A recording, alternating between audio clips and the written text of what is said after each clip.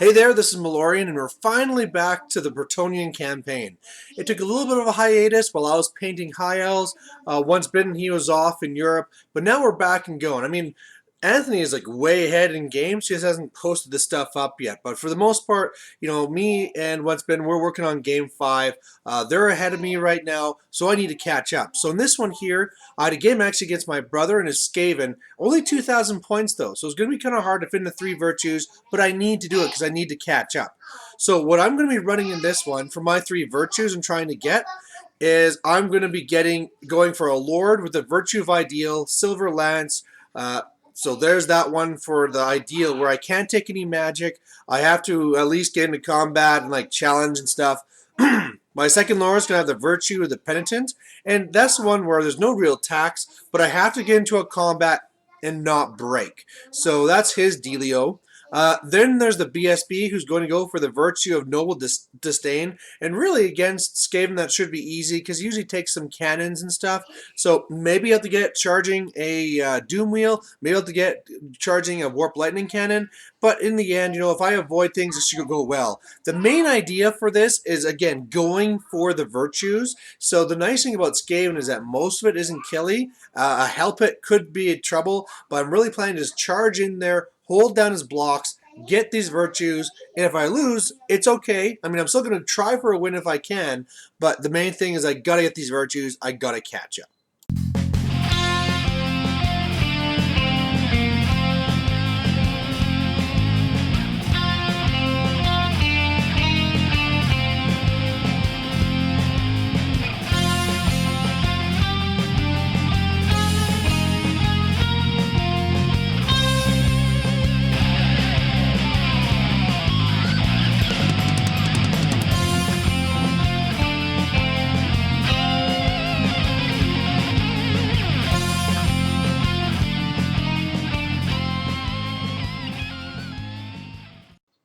Alright, so let's look at this from his side, and right away you can see that, wait a second, what's going on here? This is not a typical Borg 9 list. I mean, for the most part, I helped him make his original list.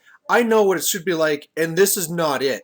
So really, he has like 40 Storm Vermin, but going for ranks. Then he has 40 Clan Rats with shield and hand weapon. Another 40, Clan Rats with spears. Then he has 50 slaves. Actually, maybe these other Clan Rats are 50. I'm not sure. Looking from over here, you can see, there's 2 units of slaves. In the back, there's a small bunker of slaves. And in there, he has his Grey Seer, he has his BSB. Then he has his big unit of Giant Rats, and then these monks. So, if you can see here, he has no shooting units. So, as it starts, I cannot get one of my virtues. And that's because he decided to go, basically, like when I go, hey, let's break out the Night Goblin list. He's breaking out the Skaven Horde idea, where he was just trying to get as many models as possible, just using all his guys he can. And yeah, so this will be interesting because I can't get that one virtue, but hey, I can always get the other 2. So on my side here, if you see the colored knights here, these are going to be my characters. So I have my Knights of the Realm on the left. They're actually the one with, I believe that's the one with the flaming banner, which won't really matter here. But there is that BSB there you can see. The purple one is the one that has the Virtue of the Ideal. You can see my Penitent Knight, little throwaway unit of Knights of the Realm. Then big unit of Knights Errant. They have the Errancy banner. Another unit of Knights Errant, and no magical banner. So it's all legit now.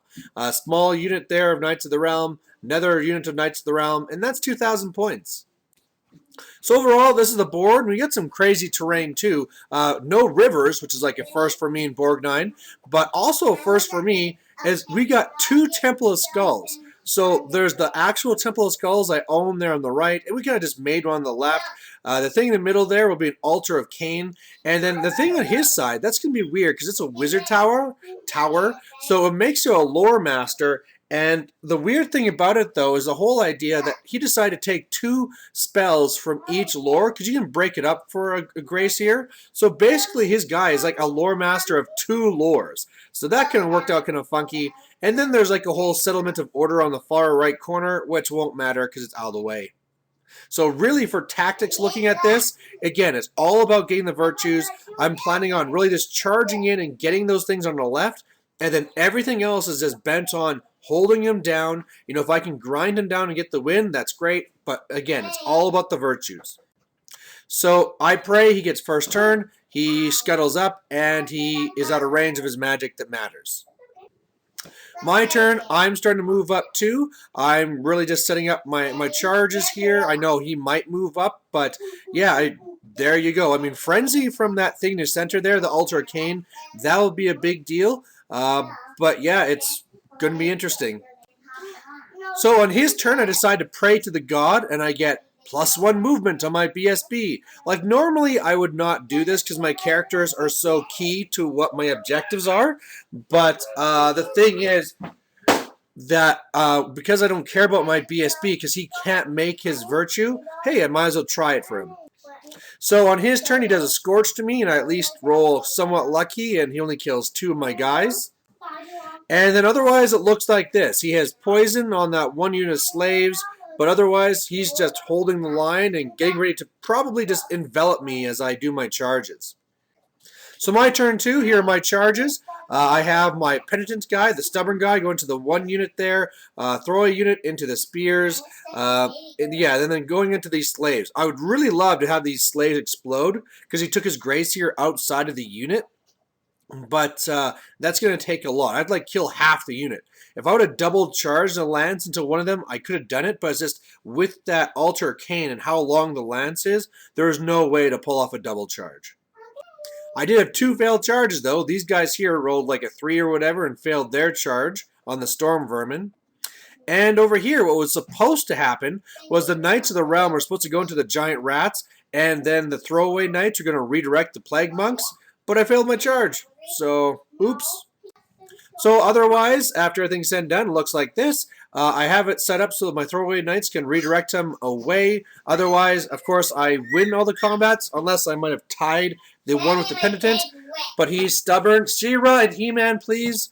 But, you know, everything's going well so far.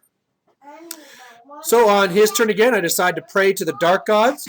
And this time I get like +2 initiative. So, you know, this thing can be so awesome where you can be getting like +3 wounds or +3 attacks or +3 toughness. But so far I've been hitting all of the type of stats that just don't matter.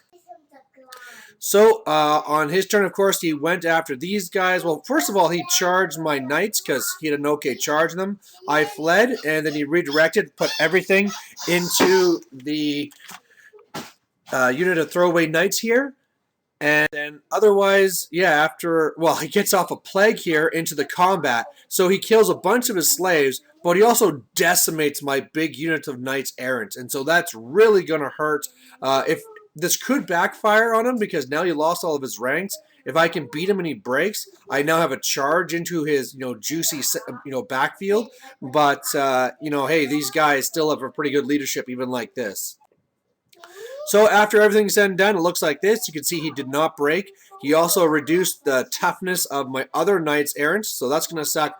But the biggest thing that was going to be so helpful is the fact that he only killed, with all those attacks, he only killed one of the Knights of the Realm on the far right, and I passed my test. It also really helped that I killed like 6 of his guys. I cranked out those attacks, and that really saved me, because now those guys won't be swarming over my flank.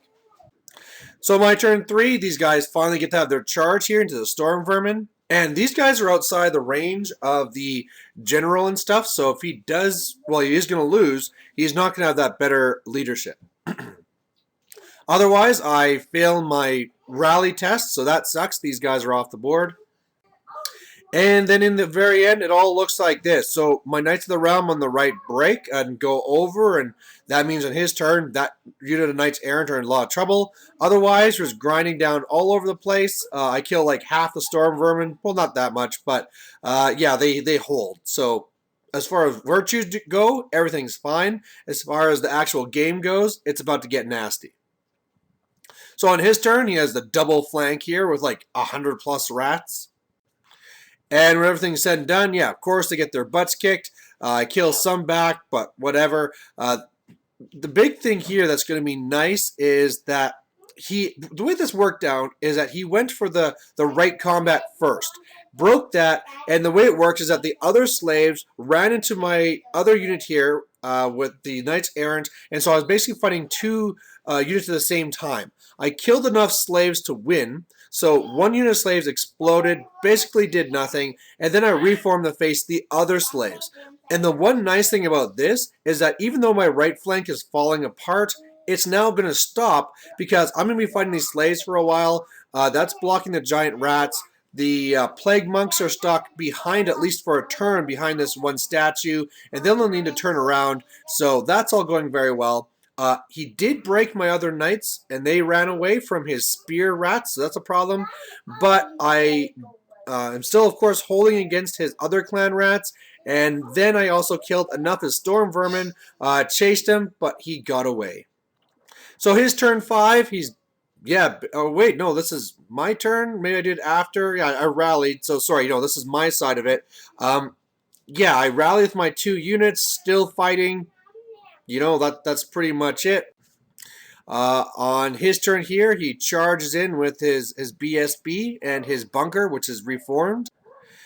And over here, he charges into my rallied knights. And he also gives them, what is it, the death frenzy, so they got tons of attacks.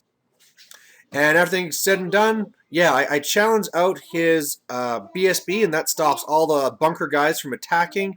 I'm able to hold in that combat, and otherwise, yeah, it's pretty much I charged the storm vermin off the board, and I'm holding everywhere else.